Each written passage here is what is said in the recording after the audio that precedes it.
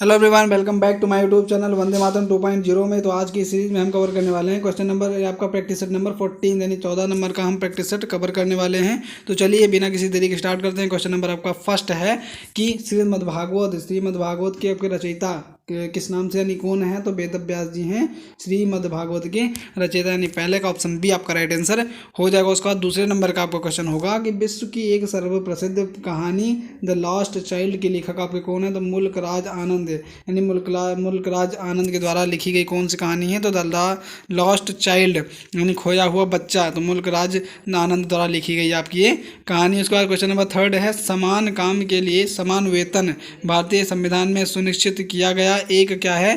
तो राज्य के नीति निर्देशक सिद्धांत का एक अंग, यानी थर्ड का ऑप्शन डी बिल्कुल राइट आंसर हो जाएगा। देन चौथा नंबर का आपका क्वेश्चन है कि कपिल मुनि द्वारा प्रतिपादित दर्शन शास्त्र प्रणाली को क्या कहते हैं? तो हो जाएगा सांख्य दर्शन कहते हैं उन्हें। कपिल मुनि द्वारा प्रतिपादित दर्शन शास्त्र को क्या कहा जाता है? तो सांख्य दर्शन के नाम से उसे जाना जाता है। उसके बाद पांचवें नंबर का क्वेश्चन है आपका कि पिछोरा भारत की एक, जो पिछोरा है वो भारत की क्या है? पिछोरा नामक एक भारत की एक क्या है? जमीन से हवा मास के एक मारक जो है मिसाइल है, यानी पिछोरा जो है एक जमीन से हवा में आपका मारक करने वाली आपकी मिसाइल है।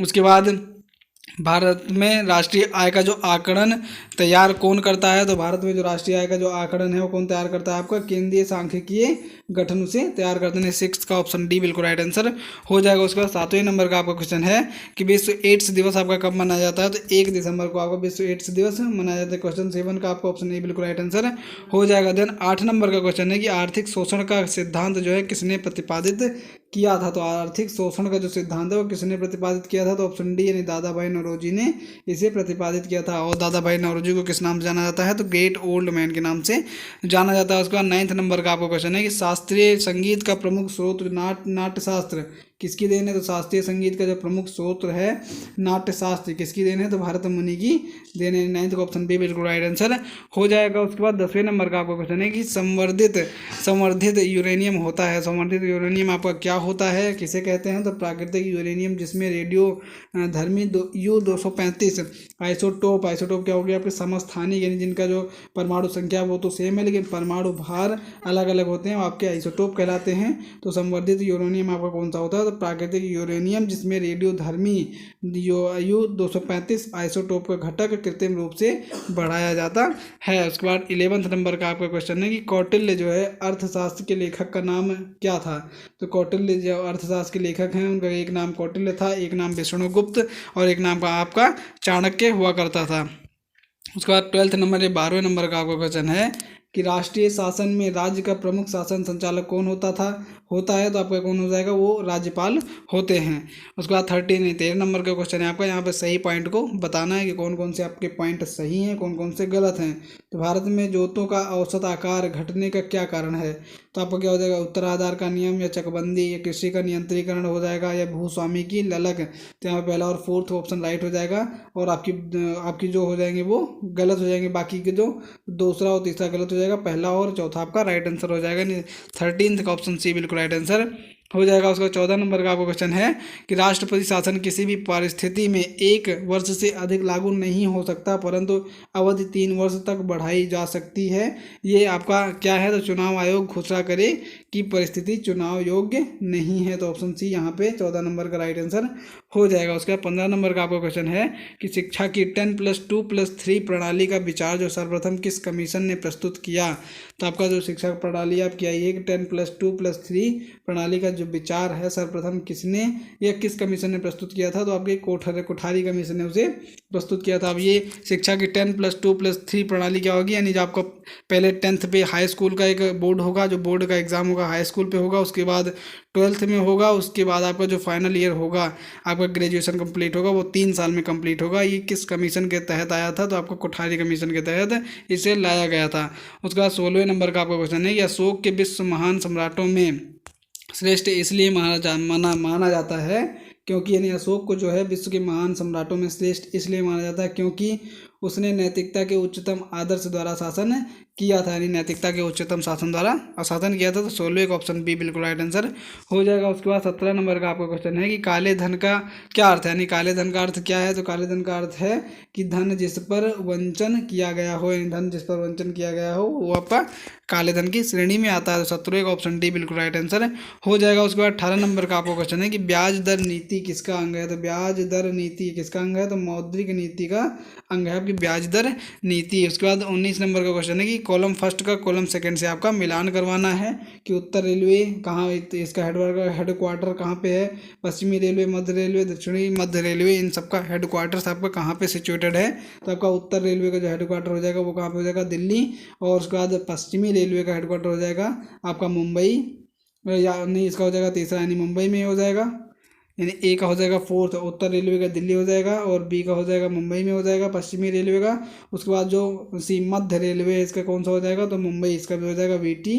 और दक्षिणी मध्य रेलवे इसका हेडक्वार्टर कहाँ पे हो जाएगा, सिकंदराबाद। तो ऑप्शन ए यहाँ पे राइट आंसर हो जाएगा, यानी 4 3 2 1। उसके बाद 20 नंबर का क्वेश्चन है कि भारतीय संविधान में मौलिक कर्तव्यों को कब शामिल किया गया।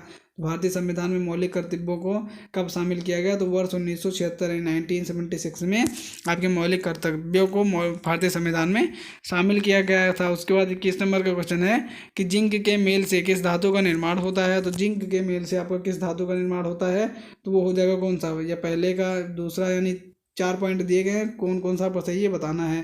पहला और दूसरा सही हो जाएगा, यानी जिंक के मेल से आपका किस धातु का निर्माण होता है, तो पहला और दूसरा यानी चांदी और शीशा का होगा, यानी पहला और दूसरा राइट ऑप्शन है और बाकी सारे रॉन्ग हो जाएंगे। उसके बाद 22 नंबर का आपका क्वेश्चन है, किसी प्राचीन हिंदू शासक के दरबार में भी नवरत्नों की एक मंत्री परिषद थी, और वो कौन था आपका, चंद्रगुप्त विक्रमादित्य के आपके शासनकाल में नवरत्नों की एक मंत्री परिषद हुआ करती थी। उसके बाद 23 नंबर का क्वेश्चन है कि रघुराम राजन कमेटी निम्न में से किस विषय से संबंधित है। रघुराम राजन कमेटी जो है वो किस विषय से संबंधित है, तो आर्थिक क्षेत्र सुधार से संबंधित है आपकी रघुराम राजन जी कमेटी। उसके बाद आपका लौह तत्व या लौहांश के आधार पर दिए गए अयस्कों को घटते क्रम में, यानी लौह तत्व या लौहांश के आधार पर दिए गए तत्वों को या अयस्कों को घटते क्रम में आपको व्यवस्थित करना है। तो पहले ऑप्शन आपका कैंसिल हो जाएगा 2 1 3 4, यानी पहले आपका मैग्नेटाइट आ जाएगा, उसके बाद हेमेटाइट आ जाएगा, उसके बाद आपका लिमोनाइट आ जाएगा, उसके बाद सिडेराइट आ जाएगा, यानी 24 का ऑप्शन बी बिल्कुल राइट आंसर हो जाएगा। उसका 25 नंबर का आपका क्वेश्चन है, कॉलम फर्स्ट का कॉलम सही, यानी सही से मिलान करवाना है। तो कॉलम फर्स्ट में पहाड़ियाँ दी हुई हैं और यहाँ पे किस राज्य में सिचुएटेड है यहाँ पे दिखाना है आपको। तो यहाँ पे ऑप्शन ए राइट हो जाएगा, यानी 2 3 1 4 23 14। तो गिर पहाड़ियाँ आपके कहाँ हैं, तो गुजरात में, यानी पहले का हो जाएगा। दूसरा नीलगिरी पहाड़ियाँ कहाँ पे आपकी हैं, तो ये हो जाएगा तमिलनाडु में। उसके बाद सतपुड़ा पहाड़ियाँ कहाँ पे आपकी हो जाएगा, तो मध्य प्रदेश में सिचुएटेड है। उसके बाद राजमहल पहाड़ियाँ ये कहाँ पे हो जाएगा, बिहार में सिचुएटेड है। 25 का ऑप्शन ए जो है राइट आंसर हो जाएगा। उसके बाद 26 नंबर का फिर सही का सही से मिलान करवाना है हमें, कॉलम फर्स्ट का कॉलम सेकंड से, यानी सिकंदरी इकाई, गोरखपुरी इकाई और रामागुंडम इकाई, तलचर इकाई ये कहाँ की है, किस राज्य से बिलोंग करती हैं आपको। तो 1 2 3 4, यानी पहले का पहले से हो जाएगा, दूसरे का दूसरे से, तीसरे का तीसरे से और चौथे का चौथे से ही हो जाएगा, यानी आपका 26 नंबर का ऑप्शन बी बिल्कुल राइट आंसर हो जाएगा। उसके बाद 27 नंबर का आपका क्वेश्चन है कि केंद्र और राज्य के बीच धन के बंटवारे के संबंध में कौन मशवरा देता है। तो केंद्र और राज्य के बीच में धन बंटवारे के संबंध में कौन मशवरा देता है, तो आपका वित्त आयोग उसमें आपका वो सिफारिश देगा या रिकमेंडेशन देगा। तो ऑप्शन डी आपका राइट आंसर हो जाएगा 27 नंबर के क्वेश्चन का।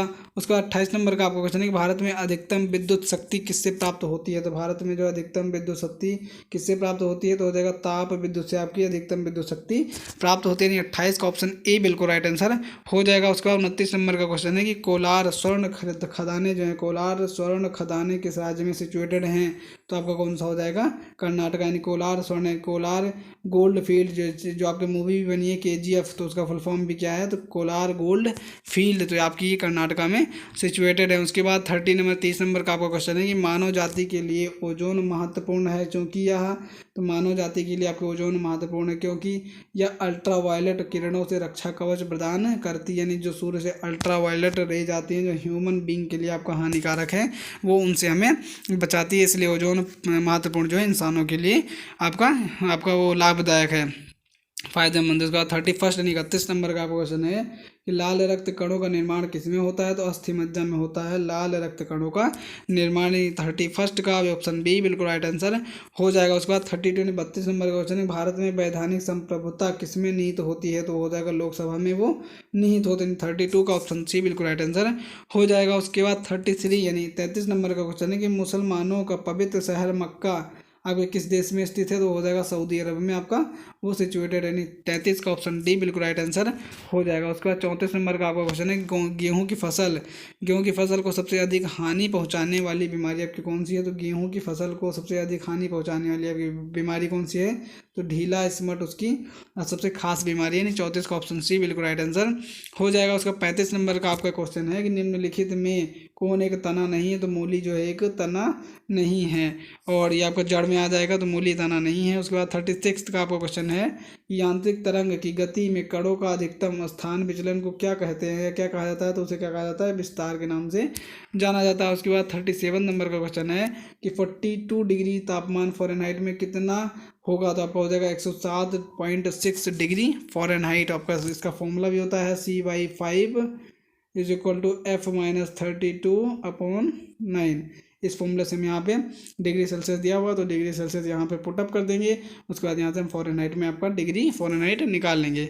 उसके बाद 38 नंबर का आपका क्वेश्चन है कि यदि कोई वस्तु एक उत्तल लेंस से अनंत पर है तो उसका प्रतिबिंब कहाँ पर बनेगा, तो वो बनेगा आपका फोकस पर बनना चालू हो जाएगा वो। उसके बाद आपका 39 नंबर का क्वेश्चन है कि कृत्रिम उपग्रह का प्रयोग किस में होता है, तो कृत्रिम उपग्रह का जो प्रयोग होता है किस में होता है, तो आपका यहाँ पर टीवी के प्रसारण में खनिज की खोज में, अंतरिक्ष की खोज में, तो आपको उपरोक्त तो सभी में होता है। उसके बाद 40 नंबर का आपका क्वेश्चन हो जाएगा पृथ्वी के ऊपरी वायुमंडल में, यानी पृथ्वी के ऊपरी वायुमंडल में ओजोन गैस की परत जीवन के लिए क्या है, तो आपका क्या हो जाएगा, वो लाभदायक है, यानी 40 का ऑप्शन सी बिल्कुल राइट आंसर हो जाएगा। उसके बाद 41 नंबर का क्वेश्चन है आपका फ्लेमिंग के दाएं यानी फ्लेमिंग के बाएं हाथ का नियम क्या मतलब फ्लेमिंग के बाएं हाथ का नियम दिशा बताता है, तो हो जाएगा क्या, विद्युत चालक में बल की दिशा जब चालक चुंबकीय क्षेत्र में आपका स्थित हो तब वो आपकी दिशा बताता है, यानी 41 का ऑप्शन सी बिल्कुल राइट आंसर हो जाएगा। उसके बाद चंद्रमा पर जो किसी वस्तु का भार है, चंद्रमा पर जो है किसी वस्तु का भार पृथ्वी पर भार के कितने भाग के बराबर होता है, तो आपको 1/6 भाग का हो जाएगा। अब इसका मतलब क्या है, नहीं अगर आपका वेट जो अर्थ पे 60 किलोग्राम का है, तो चंद्रमा पे आप जाएंगे तो आपका वेट वहाँ पर जो आपका इंस्ट्रूमेंट है वो कितना दिखाएगा, तो वो आपका 10 किलो दिखाएगा, नहीं 1/6 आपका डिवाइड हो जाएगा।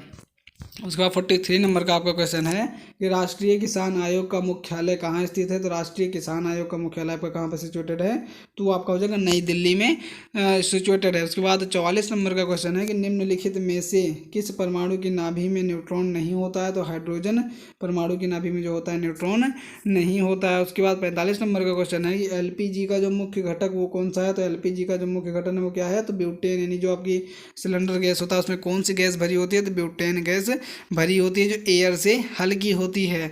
उसके बाद 46 नंबर का आपका क्वेश्चन है कि आवर्त सारणी में अधातुओं यानी आवर्त सारणी में धातुओं का स्थान कहाँ होता है, तो आपका कहाँ होता है, तो बीच में होता है, नहीं 46 का ऑप्शन सी बिल्कुल राइट आंसर हो जाएगा। उसके बाद 47 नंबर का क्वेश्चन है कि CO2 जल में घुलकर कौन सा अम्ल बनाती है, तो CO2 जो है कार्बन डाइऑक्साइड जल में घुलकर आपको कौन सा अम्ल बनाती है, तो हो जाएगा H2CO3 वो बनाती है। उसके बाद 48 नंबर का क्वेश्चन है कि अम्लीय वर्षा निम्नलिखित में से किन गैसों के वायु में रहने के कारण होती है, तो आपका सल्फर डाइऑक्साइड और NO2 यानी नाइट्रस ऑक्साइड, यानी नाइट्रस ऑक्साइड हो जाएगा, तो NO2 और ये सल्फर डाई SO2 और NO2 उसमें हो जाएगा। उसका 49 नंबर का क्वेश्चन है कि धान की फसल की 2 सामान्य बीमारियां कौन कौन सी हैं, तो हो जाएगा ब्लास्ट तथा खैरा। धान की जो फसल है उसकी 2 सामान्य बीमारियां ब्लास्ट तथा खैरा के नाम से जानी जाती हैं। उसके बाद 50 नंबर का क्वेश्चन है आपका है कि हीमोफीलिया क्या है, तो हीमोफीलिया आपका क्या है, जेनेटिक बीमारी, यानी आपकी अगर जेनेटिक्स यानी अगर आपके पिता को भी होगा तो आपको भी वो बीमारी होने की संभावना जो है वो ज़्यादा होगी। उसका 51 नंबर का क्वेश्चन है, यहाँ पे पॉइंट सही बताना है कौन सा सही है कौन सा गलत है। तो आपका लौह अयस्क के संदर्भ में आपको सही कथन की पहचान करें। तो पहला आपका दिया है, चूना पत्थर और कोयला लौह अयस्क गलाने में महत्वपूर्ण है। विश्व का 20% से अधिक लौह अयस्क भंडार भारत में है। उड़ीसा और बिहार लौह अयस्क के प्रमुख उत्पादक राज्य हैं। और चौथा हो जाएगा, भारतीय लौह अयस्क का सबसे बड़ा आयातक ईरान है। तो आपका कौन सा हो जाएगा, पहला दूसरा और थर्ड राइट हो जाएंगे। फोर्थ आपका रॉन्ग हो जाएगा, यानी पहला आपका राइट हो गया, दूसरा राइट हो गया और थर्ड राइट हो गया। तो 51 नंबर का ऑप्शन ए बिल्कुल राइट आंसर हो जाएगा। उसके बाद 52 नंबर का आपका क्वेश्चन है, किस मुख्य विधि के द्वारा वातावरण से कार्बन डाइऑक्साइड कम होती है। तो किस मुख्य विधि के द्वारा वातावरण से कार्बन डाइऑक्साइड कम होती है। तो प्रकाश संश्लेषण के द्वारा आपसे वायुमंडल से CO2 कम होती है। उसके बाद 53 नंबर का क्वेश्चन है, यहाँ पे पॉइंट आपको कौन कौन से बताना सही है। तो भारत में जो कोयले की स्थिति के संदर्भ में, यानी भारत में कोयले की स्थिति के संदर्भ में निम्नलिखित में से कौन सा कथन सत्य है। पहला आपका कोयला परतदार चट्टानों में मिलता है। दूसरा सर्वोत्तम कोयला लिग्नाइट है। थर्ड है, भारत का सबसे बड़ा और सबसे पुराना कोयला क्षेत्र रानीगंज है। फिर चौथा, दामोदर घाटी भारत का रूर क्षेत्र कहलाता है, यानी चौथा हो जाएगा दामोदर घाटी का रूर क्षेत्र कहलाता है। तो यहाँ पे आपको कौन सा राइट हो जाएगा। तो पहला, तीसरा और फोर्थ, यानी पहला आपका राइट हो जाएगा, तीसरा राइट हो जाएगा, फोर्थ राइट होगा, ये आपका गलत हो जाएगा। तो यहाँ पे ऑप्शन आपका 53 का ऑप्शन जो सी है वो राइट आंसर हो जाएगा। उसके बाद 54 नंबर का आपका क्वेश्चन है, इंसुलिन की खोज जो है वो किसने की थी। तो इंसुलिन की खोज आपकी किसने की थी। तो हो जाएगा बेंटिंग ने इंसुलिन की खोज की थी। उसका 55 नंबर का क्वेश्चन है कि प्रकाश संश्लेषण प्रतिक्रिया में अंतिम उत्पाद कौन सा है। तो प्रकाश संश्लेषण प्रतिक्रिया में अंतिम उत्पाद आपका कौन सा है। तो ग्लूकोज है। उसके बाद यानी सबसे लास्ट में आपका ग्लूकोज निर्माण होता है, ग्लूकोज निर्मित होता है। तो 56 नंबर का क्वेश्चन है आपका कि निम्नलिखित में कौन सा सूत्र सुपर फॉस्फेट उर्वरक का है, यानी कौन सा सूत्र आपका सुपर फॉस्फेट उर्वरक का है। तो क्या हो जाएगा, CaH2PO4 की होल पावर 2 आपका इसका हो जाएगा 56 का ऑप्शन बी बिल्कुल राइट आंसर हो जाएगा। उसका शीशा जो है मुख्यतः प्राप्त होता है कहाँ से प्राप्त होता है। तो गैलेना से प्राप्त होता है आपका शीशा। उसके बाद 58 नंबर का क्वेश्चन है कि भारत रत्न से सम्मानित किए जाने वाले प्रथम वैज्ञानिक आपके कौन थे। तो हो जाएगा CB रमन जी थी। भारत रत्न से सम्मानित होने वाले प्रथम वैज्ञानिक आपके CB रमन जी थे। उसके बाद 59 नंबर का आपका क्वेश्चन है कि पहली क्लोनीकृत भीड़ बनाने वाले भ्रूण विज्ञानी कौन है। तो हो जाएगा कौन, इयान बेलमोट, यानी 59 का ऑप्शन डी बिल्कुल राइट आंसर हो जाएगा। उसका 60 नंबर का क्वेश्चन है आपका, संसदीय चुनाव में मत देने का अधिकार कैसा अधिकार है। तो हो जाएगा कानूनी अधिकार है। 60 का ऑप्शन सी बिल्कुल राइट आंसर हो जाएगा। उसका 61 नंबर का क्वेश्चन है कि कौन सा आयोग जो है भारत के केंद्र राज्य संबंधों से संबंधित है। तो हो जाएगा सरकारिया आयोग, यानी 61 का ऑप्शन ए बिल्कुल राइट आंसर हो जाएगा। उसका 62 नंबर का क्वेश्चन है कि जनहित याचिका किसके द्वारा अभियोजित की जा सकती है। तो किसके द्वारा, आपका कोई भी ऐसा व्यक्ति जिसके अधिकार का अतिक्रमण हुआ हो उसके द्वारा आपका जनहित याचिका अभियोजित की जा सकती है। उसका 63 नंबर का आपका क्वेश्चन हो जाएगा कि अंतर्राष्ट्रीय न्यायालय किसके मध्य उत्पन्न हुए विवादों का न्यायिक निर्णय करता है। तो हो जाएगा क्या, केवल राज्य, यानी अंतर्राष्ट्रीय जो न्यायालय है किसके मध्य उत्पन्न हुए विवादों का न्यायिक निर्णय करता है। तो केवल राज्य के आएगा उसके अंतर्गत और कुछ भी नहीं आएगा। उसके बाद अगला है, भारत के संदर्भ में निम्नलिखित में से कौन सा सिद्धांत संसदीय सरकार पर संस्थागत रूप से लागू होता है। यहाँ पे आपको बताना है कि यहाँ पे पॉइंट दिए गए हैं, कौन से पॉइंट सही है कौन से गलत हैं ये बताना है आपको। पहला है कि मंत्रिमंडल के सदस्य संसद के भी सदस्य होते हैं। दूसरा, मंत्री तब तक अपने पद पर बने रहते हैं जब तक कि उनमें संसद का भरोसा रहे। या मंत्रिमंडल का मुखिया राज्य का प्रधान होता है। तो यहाँ पहला और दूसरा राइट हो जाएगा, तीसरा आपका रॉन्ग हो जाएगा। 64 का ऑप्शन ए बिल्कुल राइट आंसर हो जाएगा। उसका 65 नंबर का क्वेश्चन है कि निम्न में से किसे फादर टेरेसा के नाम से जाना जाता है। तो किसे फादर टेरेसा के नाम से जाना जाता है। तो अब्दुल सत्तार ईदी को फादर टेरेसा के नाम से जाना जाता है। उसके बाद 66 नंबर का क्वेश्चन है, द विंग्स ऑफ फायर के लेखक कौन है। तो द विंग्स ऑफ फायर के लेखक आपको हो जाएंगे डॉक्टर APJ अब्दुल कलाम जी हो जाएंगे द विंग्स ऑफ फायर के लेखक। उसके बाद 67 नंबर का क्वेश्चन है कि इंडियन स्कूल ऑफ बिजनेस, यानी इंडियन स्कूल ऑफ बिजनेस की स्थापना किस शहर में की गई। तो हैदराबाद में की गई आपकी इंडियन स्कूल ऑफ बिजनेस की स्थापना। उसके बाद राष्ट्रीय सुरक्षा परिषद का अध्यक्ष आपका कौन होता है। तो राष्ट्रीय सुरक्षा परिषद का जो अध्यक्ष कौन होता है। तो प्रधानमंत्री खुद होते हैं उसके राष्ट्रीय सुरक्षा परिषद के अध्यक्ष। उसके बाद 69 नंबर का क्वेश्चन है कि राष्ट्रीय एकता परिषद का अध्यक्ष आपका कौन होता है। तो वो भी हो जाएगा आपका 69 नंबर प्रधानमंत्री ही हो जाएंगे। राष्ट्रीय सुरक्षा परिषद, राष्ट्रीय एकता परिषद, इन दोनों के भी आपके क्या हो जाएंगे, दोनों के जो अध्यक्ष हो जाएंगे वो प्रधानमंत्री ही हो जाएंगे। उसका 70 नंबर का क्वेश्चन है आगे कि निम्नलिखित में से, यहाँ भी सही पॉइंट को बताना है कि निम्नलिखित में से कथनों पर विचार कीजिए। पहला दिया हुआ है, भारत में उच्च न्यायालय के न्यायाधीश को हटाने के लिए रीति उच्चतम न्यायालय के न्यायाधीश को हटाने की रीति के समान है।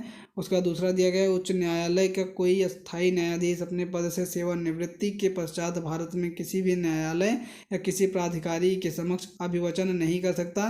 तो यहाँ पे आपको केवल फर्स्ट राइट हो जाएगा, दूसरा आपका रॉन्ग हो जाएगा। नहीं, भारत में उच्च न्यायालय के जो न्यायाधीश हैं उनको हटाने की जो नियम है, कानून है, जो संविधान संशोधन है, और उच्चतम न्यायालय सुप्रीम कोर्ट के जो न्यायाधीश है उनको हटाने की जो रूल्स रेगुलेशंस हैं वो दोनों के दोनों क्या हैं, सेम क्राइटेरिया रखा गया। यानी 70 का सिर्फ ऑप्शन फर्स्ट आपका पॉइंट फर्स्ट सही है, दूसरा रॉन्ग हो जाएगा। उसका 71 नंबर का क्वेश्चन है कि सभी स्तरों पर लोक अदालतों की स्थापना करने में, यानी सभी स्तरों पर लोक अदालतों की स्थापना करने में देश का निम्नलिखित कौन सा राज्य प्रथम स्थान ले चुका है। तो आपका केरल जो है प्रथम स्थान ले चुका है। 71 का ऑप्शन ए बिल्कुल राइट आंसर हो जाएगा। यहाँ भी आपका फिर पॉइंट आ गया है, इसे सही बताना है कौन सा सही है कौन सा गलत है। तो निम्नलिखित में नदी अवस्था तथा संबद्ध आकृतियों का गलत मेल कौन सा है, आपको ये बताना है। पर्वतीय अवस्था में हो जाएगा जलप्रपात, मैदानी अवस्था में हो जाएगा गोखुर झील, मैदानी अवस्था में फिर आ गया डेल्टा हो जाएगा, पर्वतीय अवस्था में निक्षेपण। तो यहाँ पे ऑप्शन जो तीसरा चौथा है वो आपका गलत मेल है, यानी तीसरा जो है वो चौथा है, ये आपकी गलत मेल है, और पहला दूसरा क्या हो जाएगा, राइट हो जाएगा। नहीं, 72 का ऑप्शन बी जो है वो क्वेश्चन के हिसाब से सही है, लेकिन यहाँ पे जो वो है गलत नोट किया गया है। उसके बाद 73 नंबर का क्वेश्चन है, सूर्य की किरणों का कौन सा भाग जो है सोलर कुकर को गर्म करता है। सूर्य किरणों के कौन सा भाग जो है सोलर कुकर को गर्म करता है। तो इंफ्रारेड किरणें जो हैं वो सोलर कुकर को गर्म करती हैं। उसके बाद 74 सबसे बड़ा प्राकृतिक उपग्रह टाइटन किस ग्रह का चक्कर लगाता है। तो हो जाएगा शनि का सबसे बड़ा जो उपग्रह है, क्या नाम है उसका, टाइटन है। उसका 75 नंबर का क्वेश्चन है आपका कि 73वें संविधान संशोधन अधिनियम 1992 1992 निर्दिष्ट करता है कि देश में मजबूत एवं जीवंत पंचायती राज संस्थाओं की बुनियाद रखना। 75 का ऑप्शन सी बिल्कुल राइट आंसर हो जाएगा। उसके बाद किस देश के सिक्के पर यह अंकित है, यह सब बुराइयों की जड़ है। तो किस देश के सिक्के पर यह अंकित है, यह सब बुराइयों की जड़ है। तो आपका ऑप्शन डी बिल्कुल राइट आंसर हो जाएगा। नहीं, 76 का ऑप्शन डी आपका हो जाएगा। फिर 77 नंबर का क्वेश्चन है कि मोसाद जो है वो किस देश की गुप्तचर संस्था है। तो मोसाद जो है वो इजराइल की आपकी गुप्त संस्था है। उसका 78 नंबर का क्वेश्चन है कि एस्प्रिन का जो रासायनिक नाम है आपका क्या है। तो एस्प्रिन का जो रासायनिक नाम है उसे क्या कहा जाता है। तो एसिटाइल सैलिसिलिक एसिड के नाम से जाना जाता है एस्प्रिन के रासायनिक नाम को। उसका 79 नंबर का क्वेश्चन है कि 8 सितंबर को प्रतिवर्ष किस दिवस के रूप में मनाया जाता है। तो 8 सितंबर को आपको विश्व स्वास्थ्य दिवस मनाया जाता है यहाँ पे।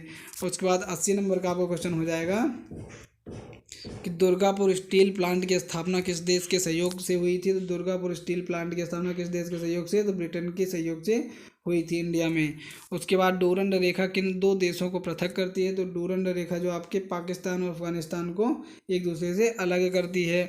उसका मैकमोहन रेखा जो है किन दो देशों को पृथक करती है। तो भारत और चीन को आपकी मैकमोहन रेखा उसे अलग करती है। उसके बाद रेड क्लिफ रेखा जो है किन दो देशों को पृथक करती है। तो रेड क्लिफ रेखा आपकी भारत और पाकिस्तान को अलग करती है, या बॉर्डर कह सकते हो। रेड क्लिफ रेखा पे आपका बॉर्डर बना हुआ है, उसके उस तरफ पाकिस्तान, इस तरफ आपका भारत पड़ता है। उसके बाद ललिता किसकी जो कृति है। तो ललिता आपको बताना है किसकी कृति है। तो ये क्या हो जाएगा, बी नाबाको की कृति आपकी ललिता। उसका 85 नंबर का आपका क्वेश्चन है कि सैयद राजवंश का संस्थापक आपका कौन थे। तो सैयद राजवंश के संस्थापक आपके खिज्र थे, यानी क्या थे, कौन थे, या खिज्र थे। उसके बाद 86 नंबर का क्वेश्चन है कि राज्य का दर्जा पाने वाला अंतिम संघ शासित प्रदेश आपका कौन सा था। तो आपका कौन सा था, तो सिक्किम था। उसके बाद 87 नंबर का क्वेश्चन है कि निम्नलिखित कथनों में से कौन सा कथन धन विधेयक के बारे में सही नहीं है। तो आपका ऑप्शन ए ही राइट हो जाएगा। इसके क्वेश्चन के हिसाब से कि गलत लिखा हुआ है कि धन विधेयक संसद के दोनों सदनों में किसी भी सदन में प्रस्तावित किया जा सकता है। तो ये आपका क्या हो जाएगा, रॉन्ग हो जाएंगे, और बाकी सारे बी सी डी सही हो जाएंगे। उसके बाद 88 नंबर का क्वेश्चन है कि निम्नलिखित में कौन सा सुमेलित नहीं है, आपका ये बताना है हमें। नेबुला धारा ये आपकी शीतल होती है, हमबोल्ट धारा ये आपकी शीतल होती है, कमचटका धारा ये आपकी उष्ण होती है, ये आपका रॉन्ग हो जाएगा। क्यूरोसियो धारा ये आपकी उष्ण होती है यानी ठंडी होती है, और उष्ण आपका ठंडी है गर्म हो जाएगी, लेकिन ये आपका ऑप्शन सी जो है ये गलत हो जाएगा 88 के हिसाब से। उसका 89 नंबर का क्वेश्चन है कि प्रथम इलेक्ट्रॉनिक कंप्यूटर का जो आविष्कार है, प्रथम इलेक्ट्रॉनिक कंप्यूटर का जो आविष्कार है किसने किया था, तो हो जाएगा चार्ल्स बेबेज ने प्रथम इलेक्ट्रॉनिक कंप्यूटर का आविष्कार किया था। उसके बाद 90 नंबर का आपका क्वेश्चन हो जाएगा कि भारतीय संविधान की अनुसूची में कितनी भाषाओं को मान्यता प्राप्त है। तो भारतीय संविधान की जो अनुसूची में है कितनी भाषाओं को मान्यता प्राप्त है, तो हो जाएगा 22 भाषाओं को मान्यता प्राप्त है, यानी आपकी बोले जाने वाली भारत में टोटल भाषाएं कितनी है, तो 22। तिराना जो है किस देश की राजधानी है, तो तिराना आपकी किस देश की राजधानी है, तो अल्बानिया की राजधानी क्या है, तिराना। उसके बाद 92 नंबर का क्वेश्चन है केस्कोग्राफ किस काम में आता है, तो केस्कोग्राफ आपका किस काम में आता है, तो पौधों की वृद्धि नापता है आपका कौन सा, क्रेस्कोग्राफ। उसके बाद 93 नंबर का क्वेश्चन है उल्टा फहराता हुआ झंडा जो है किसका प्रतीक है, तो उल्टा फहराता हुआ झंडा आपका विपत्ति का प्रतीक है। यानी जब उल्टा झंडा भी सीधा फहरा रहा है, उसके बाद अगर उल्टे फहराने लगा दिया जाए तो यानी आपके देश में कोई विपत्ति आने वाली है, वो आपका डिनोट करेगा वो। उसका 94 नंबर का क्वेश्चन है प्रातःकालीन शांति का देश कौन सा है, तो हो जाएगा दक्षिण कोरिया। कौन सा क्वेश्चन, दक्षिण कोरिया हो जाएगा। उसका 95 नंबर का क्वेश्चन है कि भारत में गरीबी हटाओ का नारा जो है किस पंचवर्षीय योजना के तहत दिया गया था, अंतर्गत दिया गया था, तो ये हो जाएगा 5वीं अनुसूची 5वीं पंचवर्षीय योजना के तहत दिया गया था गरीबी हटाओ का नारा। उसके बाद 96 नंबर का क्वेश्चन है कि दक्षिण गंगोत्री आपकी क्या है, तो अंटार्कटिका में स्थापित भारतीय वैज्ञानिक अनुसंधानों का अस्थायी केंद्र है आपका दक्षिण गंगोत्री। उसका 97 नंबर का क्वेश्चन है कि भारतीय मानक समय एवं ग्रीनविच माध्य समय के बीच कितने समय का अंतर है, तो भारतीय मानक समय एवं ग्रीनविच माध्य समय के बीच आपको कितने समय का अंतर हो जाएगा, तो हो जाएगा +5 घंटा और 30 मिनट का अंतर देखने को मिल जाएगा। उसके बाद 98 नंबर का क्वेश्चन है, यहाँ पे भी आपको पॉइंट दिया गया है उसे सही बताना है। सतत विकास के मूल तत्व आपके कौन कौन से, पुनर्नवीकरणीय, अनुकूलन, प्रतिस्थापन या आत्मनिर्भरता, ये सभी आपके हो जाएंगे सतत विकास के मूल तत्व, यानी पुनर्नवीकरणीय, अनुकूलन, प्रतिस्थापन और आत्मनिर्भरता, ये आपके सारे पॉइंट आपके राइट हो जाएंगे। फिर 99 नंबर का क्वेश्चन है कि निम्नलिखित पर विचार कीजिए। पहला आपका कार्बन डाइऑक्साइड, नाइट्रोजन का ऑक्साइड, सल्फर डाइऑक्साइड। उपरोक्त में से कौन सा उत्सर्जन उष्मीय शक्ति संयंत्रों में कोयला दहन से उत्सर्जित होता है, तो आपकी ये सारे हो जाएंगे, ये राइट हो जाएंगे 1 2 3, आपका तीनों राइट हो जाएगा। वो कब उत्पन्न होता है, तो वो आपका उत्सर्जीय उष्मीय शक्ति संयंत्रों में कोयला दहन से उत्सर्जित होते हैं। उसके बाद इस वीडियो का सबसे लास्ट एंड फाइनल क्वेश्चन, शरीर का जो निर्माण करता है वो किस उसे क्या कहते हैं, शरीर का निर्माण करता कौन है, तो प्रोटीन है, यानी प्रोटीन की वजह से आपका शरीर जो है वो निर्माण होता रहता है। तो कैसी लगी आपको ये वीडियो बताइएगा मैं कमेंट सेक्शन में। एंड जैसा कि आप सभी का जो यूपी ट्रिपल एस पेट का है वो एडमिट कार्ड आपका इशू कर दिया गया है, रिलीज कर दिया गया है, और इस बार का जो सेंटर है उसमें आपकी डिफ्रेंसिएशन देखने को मिली है, किसी का काफ़ी दूर चला गया है, किसी का नज़दीक है, तो जैसा भी हो लेकिन तैयारी तो करनी है, एंट्रेंस निकालना है, नहीं तो यूपी का कोई भी पेपर देने को मिलेगा नहीं। तो आप बस फोकस करके पढ़ते रहिए और जो होगा देखा जाएगा। पेपर वैसे ज़्यादा दूर नहीं है, हम सभी के लिए तो कोई प्रॉब्लम नहीं है, लेकिन लड़कियों के लिए प्रॉब्लम है अगर दूर दूर गया है तो ओके कोई बात नहीं। So thanks for watching this video.